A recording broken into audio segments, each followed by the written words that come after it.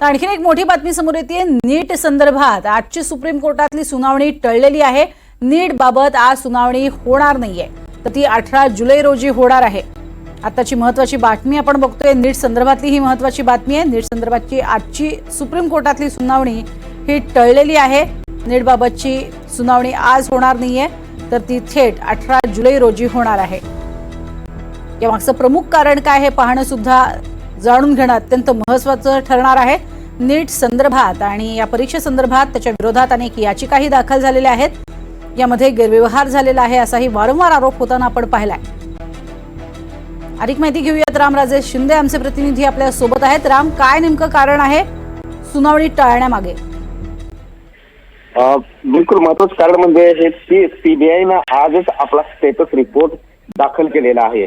त्यामुळं एकीकडे केंद्र सरकारने प्रतिज्ञापत्र दाखल केले, दुसरीकडे एनटीएने पण प्रतिज्ञापत्र दाखल केलेलं आहे आणि तिसरं म्हणजे की सीबीआयनं सुद्धा स्टेटस रिपोर्ट आपला दाखल केलेला आहे।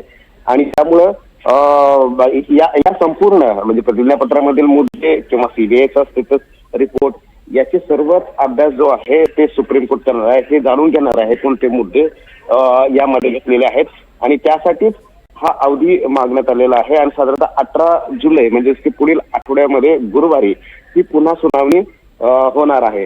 खरं तर दोन महत्वाचे मुद्दे आहेत, ते म्हणजे केंद्र सरकारने सांगितलेलं आहे की जुलैच्या तिसऱ्या आठवड्यामध्ये संपूर्ण काउन्सिलिंगची प्रक्रिया सुरू केली जाणार आहे, समुपदेशनाची प्रक्रिया सुरू केली जाणार आहे। त्यामुळे आता त्यावर काय निर्णय होणार आहे हे सुद्धा पाहावं लागणार आहे। खरंच काउन्सिलिंगची प्रक्रिया सुरू केली जाणार की नाही हे पाहावं लागणार आहे। आणि दुसरा मुद्दा म्हणजे की संपूर्ण पुन्हा एकदा परीक्षा घ्याव्यात अशी एक मागणी जी होत होती, त्यामुळे पुन्हा परीक्षा होणार की नाही या संदर्भामध्ये केंद्र सरकारने सांगितलंय की पुन्हा परीक्षा घेण्याचा विचार नाहीये, परंतु काउन्सिलिंग सुरू होणार का हे पाहावं लागणार आहे।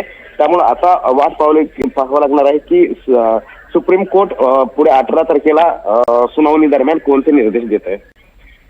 नक्कीच, तुर्तास धन्यवाद राम या संपूर्ण माहितीसाठी। तर नीट बाबतची सुनावणी आज होणार नाहीये, मात्र ती आता 18 जुलै रोजी होणार आहे।